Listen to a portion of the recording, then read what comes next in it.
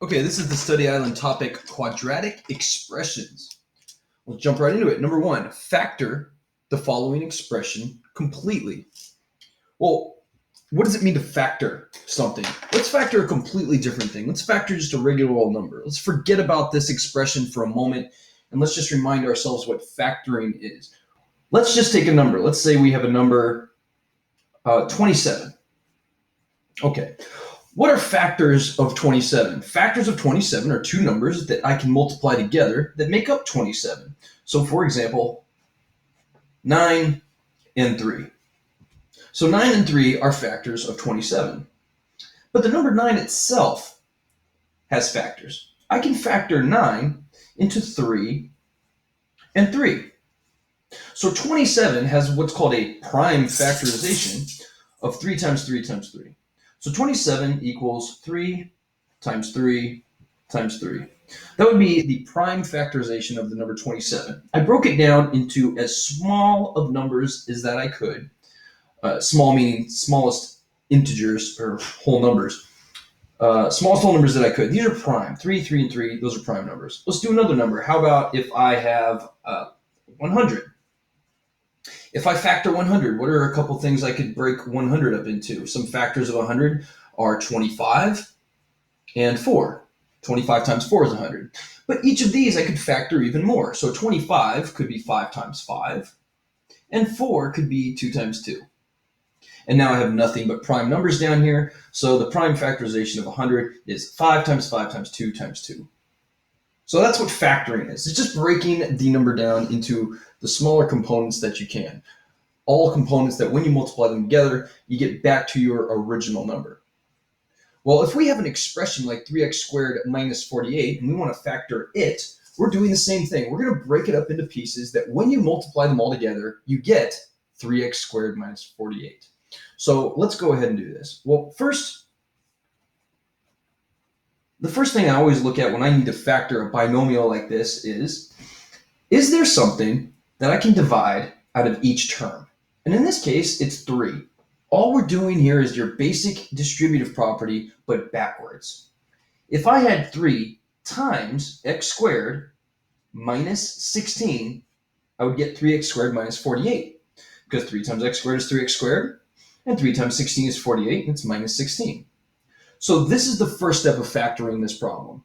So if you know how to distribute, then you can factor, because all it is distributing backwards. Ask yourself, can I divide both of the terms by some number? And in this case, 3x squared divides by 3 nice and evenly, and 48 divides by 3 evenly. 3 times x squared is 3x squared, and 3 times negative 16 is negative 48. Next, I have this binomial. That's another little expression with two terms. This binomial is x squared minus 16. Now, there's something special about this binomial, and you absolutely need to recognize it when you see it. And it's called the difference of two squares. Break that down. Difference. What is the difference? Difference is the answer to a subtraction problem. Just like sum is the answer to an addition problem, product is the answer to a multiplication problem, quotient is the answer to a division problem, difference is the answer to a subtraction problem. It's what you get when you subtract two values. So I am subtracting here, so I'm going to get a difference. What am I getting the difference of? X squared and 16. What's the difference between x squared and 16? Well, x squared is a perfect square because x squared is x times x. And 16 is a perfect square because 16 is 4 times 4. So what I have here is the difference of two squares. And when you have the difference of two squares in a binomial, you can always break it down into the product of two binomials. And the product of the two binomials always follows the same pattern. It's the square root of the first term minus the square root of the second term times the square root of the first term plus the square root of the second term. And then I'm going to bring my 3 down because we had that as well. So let's look and see exactly why this works. If you have x minus 4 times x plus 4, then what you have is one binomial times another binomial. Now we're doing 3 times that whole thing because we still have this 3 up here. But let's just concentrate on these two binomials for a moment. Let's concentrate on the product of those two binomials. I referenced the distributive property earlier. You know the distributive property is when you have a number outside of parentheses and you take that number and you multiply by each term inside the parentheses. So 3, if we were going to distribute that, would be 3 times x squared, which is 3x squared, and 3 times negative 16, which is negative 48. Well, what if the thing outside the parentheses wasn't all by itself? What if it wasn't a constant, a little number like that? What if it was a whole other binomial? Well, the same concept applies. If I'm multiplying this value by each term in this parentheses, and this value is itself a binomial, like this, then you multiply each term in this binomial by each term in this binomial. Here's an example. Let's say that you were doing a basic distribution problem. Let's say it was 7 times n plus 2. You might say 7 times n is 7n, and 7 times 2 is 14. So that's 7n plus 14. But what if this 7 wasn't just a 7? What if it was n plus 7? Well, we've already done 7 times n and 7 times 2, but we also need to multiply this term by both things. We need to distribute n times n plus 2, the same way we would as if it was written this way, n times n plus 2, like that. So we distribute n times n, which is n squared, and n times 2, which is 2n. And then I'm adding that to the other numbers we got, the 7 times n and the 7 times 2. And then when I get this, it just so happens that 2n plus 7n can be added together to make 9n. So my new expression would be n squared plus 9n plus 14. So if you're multiplying together two binomials, simply multiply each term in the first binomial by each term in the second binomial. And again, a binomial is just an expression with two terms like we have here. So let's go back to this problem. If I was to multiply x times x, I would get x squared. If I was then to multiply x times 4, I would get 4x. But then I have to multiply the second part of this binomial by each thing in this binomial. And that begins with negative 4 times x. Well, that's negative 4x, and that cancels out the 4x that we just had a moment ago. So let's do this one step at a time. X times x is x squared. X times 4 is 4x, so plus 4x. Negative 4 times x is minus 4x. And negative 4 times positive 4 is negative 16. The positive 4x and the negative 4x cancel each other out. So I'm left with just the x squared minus 16. And that's what was written right here.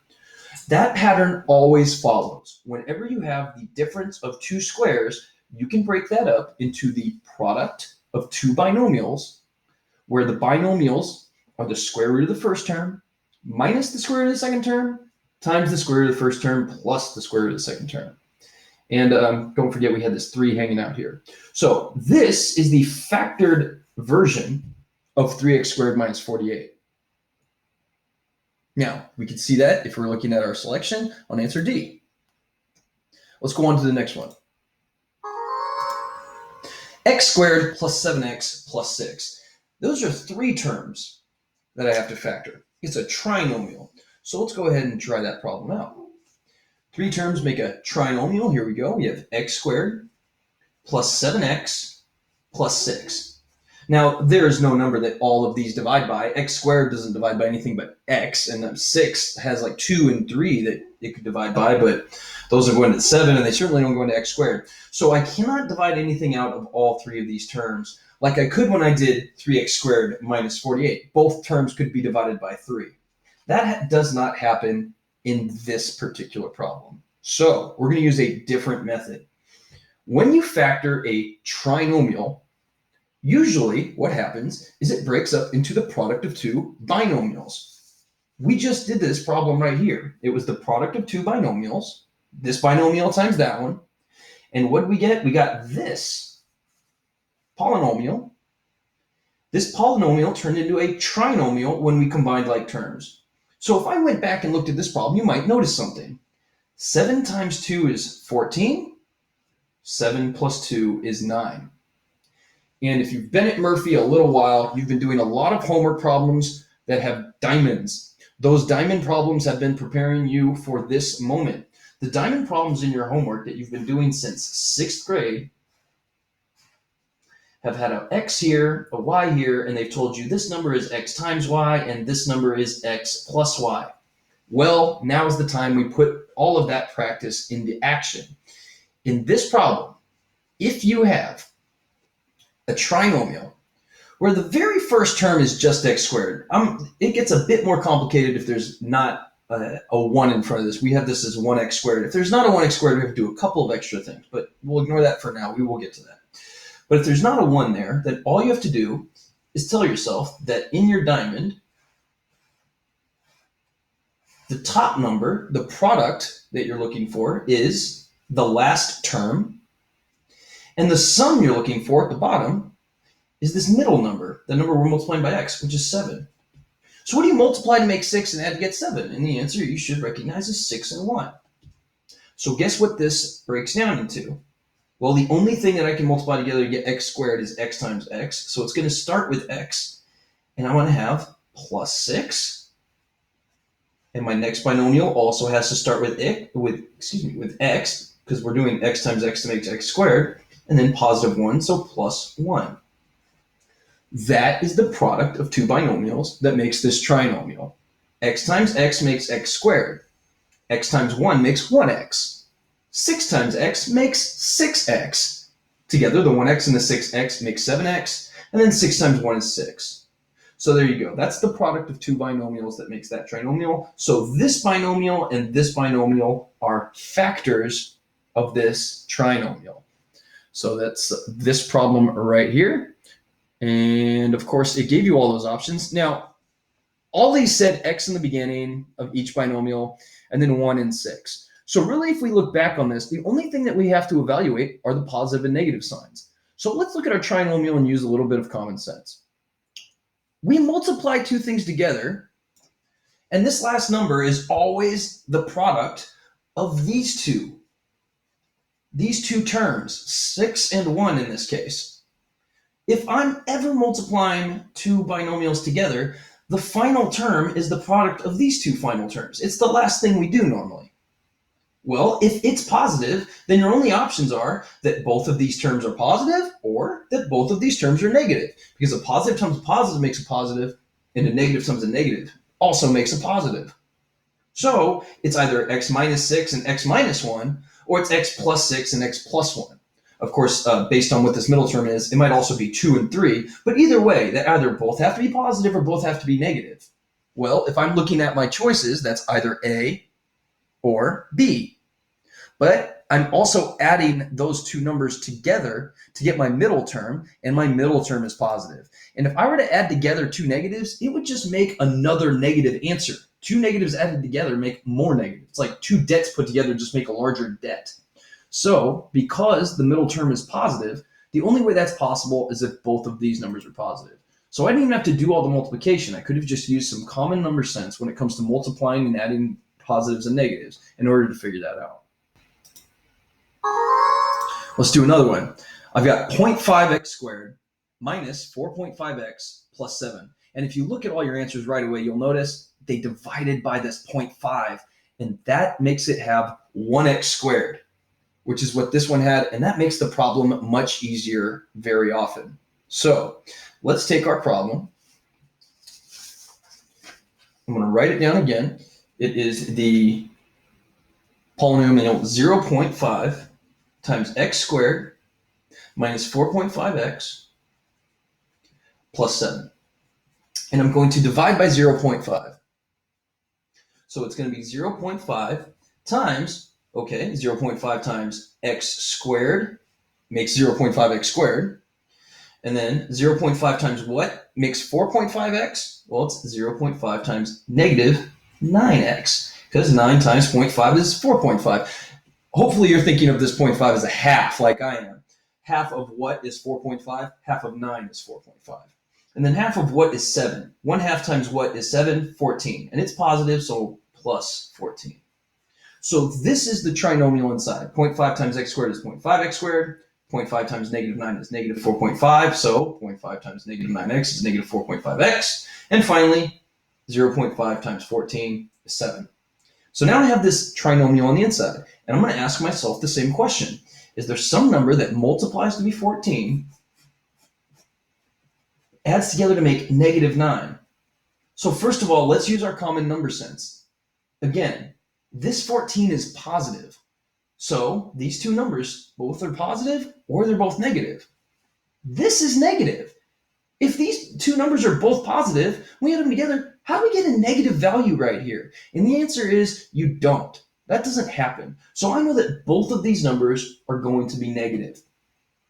And what two numbers multiply to be 14 and add to be 9? Well, -7 and -2 make positive 14. -7 plus -2 makes -9. So I have my 0.5, but now I'm multiplying by the product of two binomials. And again, the first term is going to be x for each of these, because I need to multiply them together to make x squared.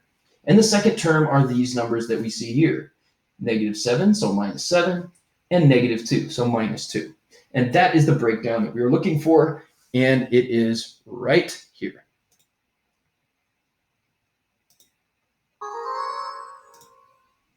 Okay, what is the factored form of the following expression? We have 4x squared plus 20x plus 25. First things, look and see if all, see if all the terms can be divided by the same number. Right away, you should notice that 4, you can divide by 4 and 2, but 25 doesn't divide by either of those. Then hopefully what you notice, and you'll need to know this, start noticing this if you haven't already, 4x squared is a perfect square, because 4 is a perfect square because it's 2 times 2. X squared is a perfect square because it's x times x. So 4x squared is a perfect square, so it's 2x times 2x. If I multiply 2x by itself, I get 4x squared. So 4x squared is a perfect square. The last term is also a perfect square. It's 5 times 5. If your first term and your last term are both perfect squares, and I'm talking about a trinomial here, if you have 3 terms, the first term is a perfect square, and the last term is a perfect square, look at the middle term. You may just realize that if you take the square root of the first term and the square root of the last term, multiply them together, and double it, you get the middle term. So I just said that. Let's break it down so you can see that a little bit more clearly. I'm going to take my 4x squared plus 20x plus 25. I notice my 4x squared and 25 are both perfect squares. The square root of 4x squared is 2x, and the square root of 25 is 5. 2x times 2x is 4x squared. 5 times 5 is 25. What would it be if I multiplied these together? 2x times 5 is 10x, right? Double that, and I get 20x. If that pattern occurs, then what you have as a trinomial is the square of a binomial. Let's break this down so you can see where that came from. What is 2x plus 5 squared? What does that mean? It means 2x plus 5 times itself. So it would be 2x plus 5 times 2x plus 5. What happens if I'm multiplying this out? Well, just like before, I multiply all the terms in one binomial by all the terms in the other. So 2x times 2x is 4x squared. And that's where our first term came from. It's simply the product of this number times itself. Well, the next we have to do 2x times 5, which is 10x. But then we turn right around and we multiply the same numbers times each other again, because the first term, the last term in this binomial times the first term in this one are the same as the ones we just multiplied together. So 5 times 2x, we get another 10x. So essentially, we're just doubling whatever it is when we multiply these two things together. We have 2x times 5, and later we'll do 5 times 2x. So we're just getting that twice. So 10x plus 10x is 20x. And then the last thing we'd have to do is 5 times 5, which is 25.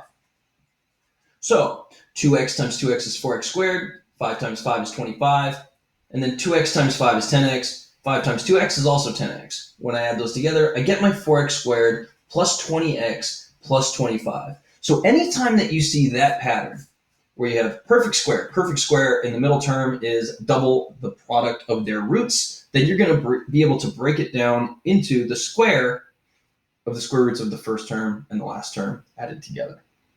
If you want to see another example of that, you can just make one up. Just imagine you have, say, 3x plus 7 times itself. 3x plus 7 times 3x plus 7, let's say. Well, 3x times 3x is 9x squared. 3x times 7 would then be 21x. 7 times 3x would be another 21x. And 7 times 7 is 49. So what does that make? 9x squared plus 42x plus 49. Okay, the square root of 9x squared is 3x. The square root of 49 is 7. 3 times 7 is 21. Double 21 is 42. And there you go. You got your 42x. Of course, 3x times 7 is 21x, and double 21x is 42x. So that's the pattern. So anytime that you see a trinomial in that pattern, simply take the square root of the first term, add it to the square root of the last term, and it's that binomial times itself. That's the factor. So if we go ahead and check that out, we have 2x plus 5 squared right there, and that's our answer. All right, here's another one. First term. What divides out of both of those terms? Well, 20 and 30 both divide by 10, so that's a good place to start. And they both have an x. So I'm going to divide both of those terms by 10x. Okay, so again, 20 and 30 both divide by 10. I've got 20x squared plus 30x. I see a 10 that I can divide both of those by. And I see x in both of these, so I know 10x goes into both of them. So 10x times what is 20x squared? 10x times 2, because 10 times 2 is 20. And x times x is x squared. So 10x times 2x. And then 10x times what is 30? Times 3. So 10x times 2x plus 3. That's it. That's all you have to do. And that's answer C right here. Another one, which expression is a factor of 4x squared plus 18x plus 8? 4x squared plus 18x plus 8. There are a couple of ways to do this problem.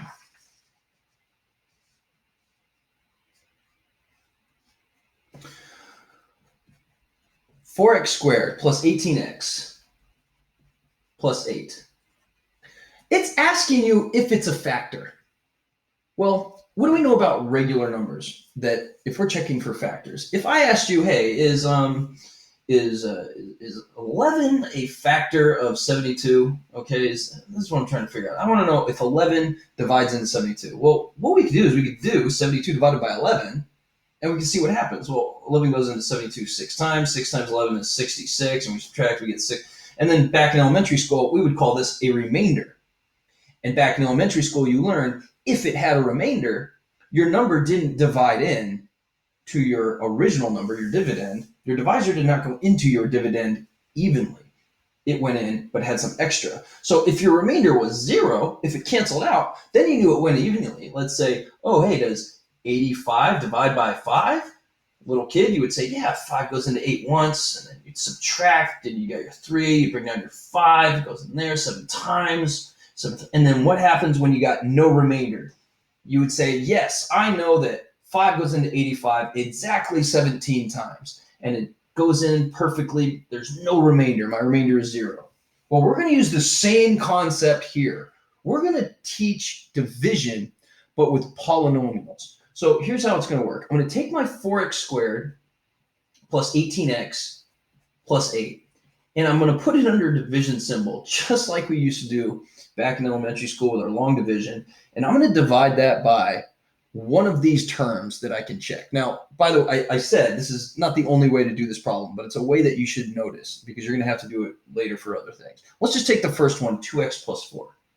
If I have 2x plus 4, and I'm trying to figure out if it goes into this problem, I'm going to do long division in very much the same way that you did it with regular old numbers like this, just a little bit trickier just because there's more stuff going on. But once you practice it, you'll get the hang of it just like you know how to do this. So here we go. How many times does 2x go into 4x squared? It goes in 2x times because 2x times 2x is 4x squared. Just like with our other division problems, you might say 5 times 1 is 5, right? So 2x times 2x is 4x squared. But then I'm also going to do 2x times 4 because that's part of it. So I'll say plus 4x. Now, normally we would subtract next. So let's subtract this whole thing. And we get 4x squared minus 4x squared obviously is 0. And then 18x minus 4x gives us 14x. Then we bring down our plus 8, just like before we bring down the next section. 1 second. Sorry about that. So let's continue with this. Next, we divide again. How many times is 2x go into 14x? Goes in 7 times. So plus 7. And 7 times 2x is 14x. And 7 times 4 is 28. So plus 28. We subtract this whole thing. 14x minus 14x is 0. And 8 minus 28 is negative 20. Well, I don't have anything else to bring down. So guess what this is? It's a remainder. So did the thing we divided by, did our divisor go into our dividend evenly? No, because we had a remainder. It only goes in evenly when your remainder is 0. So that's one way to check for a factor, is to do this long division. We can do it again with the next term, x plus 2. We have 4x squared plus 18x plus 8. And we are now dividing by x plus 2. So here we go. X times what is 4x squared? X times 4x is 4x squared. So now we do 4x times x, which is 4x squared, and 4x times 2, which is 8x. Now we're subtracting this whole thing. 4x squared minus 4x squared is 0, and 18x minus 8x is 10x, and then we bring down our plus 8. Now x goes into 10x 10 times, so plus 10. 10 times x is 10x. 10 times 2 is 20, so plus 20. We're subtracting this entire thing now, and we get 10x minus 10x is nothing, and 8 minus 20 is negative 12. So we got negative 12 as a remainder. That is not a factor. Next, let's try the next binomial it gives us, 4x plus 2. So here we go, 4x squared plus 18x plus 8 divided by 4x plus 2. Okay, here we go. 4x plus 2 goes into 4x squared x times, because x times 4x is 4x squared. So x times 4x is 4x squared, and x times 2 is 2x. We are subtracting that whole thing. So 4x squareds cancel out. 18x minus 2x is 16x. And then I bring down the plus 8. Next, 4x goes into 16x 4 times. So plus 4. 4 times 4x is 16x. And 4 times 2 is 8. And we subtract, and voila. Everything cancels out. We get a remainder of 0. We found our factor, 4x plus 2. Now, we could check 4x plus 4 if we want to, but we already found our factor, 4x plus 2. Now, how would you do that problem if you didn't have all the choices laid out in front of you? How could you factor 4x squared plus 18x plus 8? Well, there's multiple ways to do it. The first thing I would do is I would factor 2 out of everything. Let's try that out. If I have 4x squared plus 18x plus 8, then I can factor a 2 out of all those things. 2 times 2x squared plus 9x plus 4. Next, if I have a trinomial that starts with 2x squared, I have to have the product of two binomials, if it's factored, where the first is a 2x and the second is just 1x. Because those are the only two things I can multiply together to make 2x squared, besides obviously 2x squared and 1. It has to be 2x times x. Now both of these are all positive, so I'm going to put plus and plus after. And now I just have to figure out what these last terms are.